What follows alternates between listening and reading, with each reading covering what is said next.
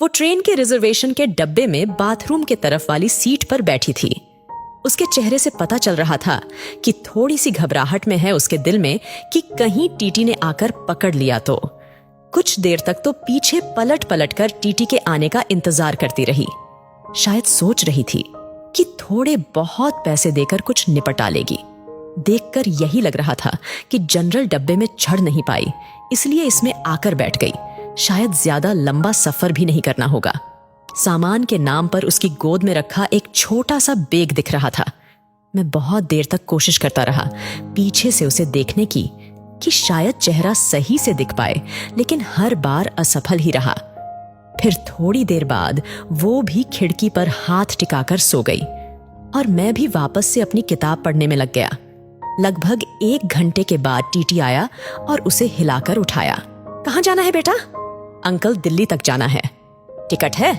नहीं uncle, general का है, लेकिन वहां चढ़ नहीं पाई इसलिए इसमें बैठ गई। अच्छा, 300 रुपये का पेनाल्टी बनेगा। ओह अंकल, मेरे पास तो लेकिन 100 रुपये ही हैं। ये तो गलत बात है बेटा, पेनाल्टी तो भरनी पड़ेगी। सॉरी अंकल, मैं अगले स्टेशन पर जनरल में चली जाऊंगी। मेरे पास सच में पैसे नहीं हैं।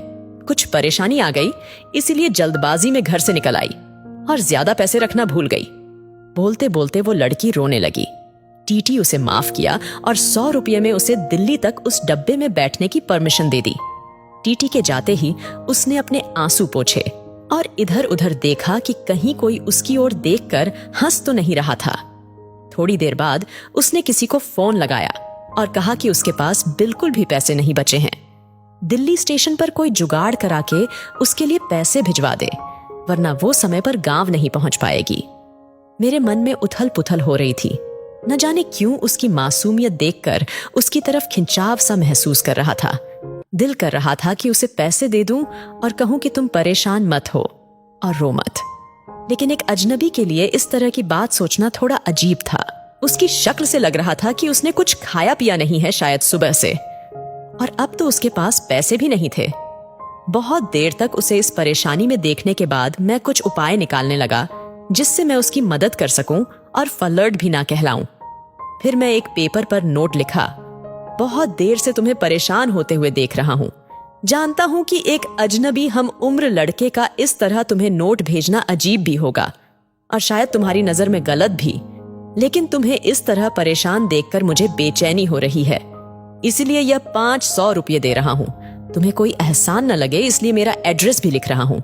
जब तुम्हें सही लगे मेरे एड्रेस पर पैसे वापस भेज सकती हो। वैसे मैं नहीं चाहूंगा कि तुम वापस करो। अजनबी हमसफर।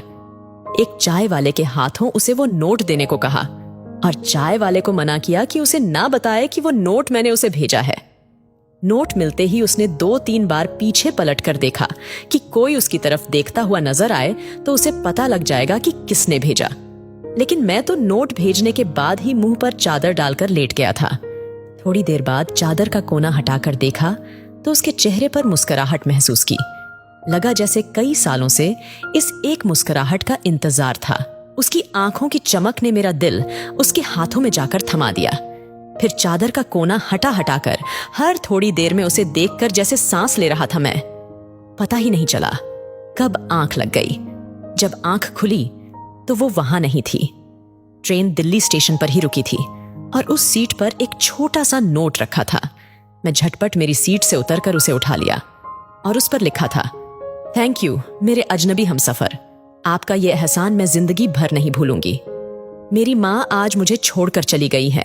घर में मेरे अलावा और कोई नहीं है, इसलिए आनन फानन में घर जा रही हूँ।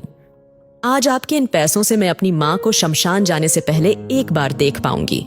उनकी बीमारी की वजह से उनकी मौत के बाद उन्हें ज्यादा देर घर में नहीं रखा जा सकता। आज से मैं आपकी कर्जदार हूँ। जल्द ही आपके पैसे लौटा दूंगी। उस दिन से उसकी वो आंखें और वो मुस्कुराहट जैसे मेरे जीने की वजह थे। हर रोज पोस्टमैन से पूछता था, शायद किसी दिन उसका कोई खत आ जाए। आज 1 साल बाद एक खत मिला। आपका कर्ज अदा करना चाहती हूँ, लेकिन खत के जरिए नहीं, आपसे मिलकर। नीचे मिलने की जगह का पता लिखा था और आखिर में लिखा था, तुम्हारी अजनबी हमसफर। दोस्तों, अगर आपको भी लगता है कि ट्रेन में जनरल डिब्बा बढ़ा देना चाहिए तो इस वीडियो को ज्यादा से ज्यादा शेयर कीजिए ताकि सरकार के पास ये वीडियो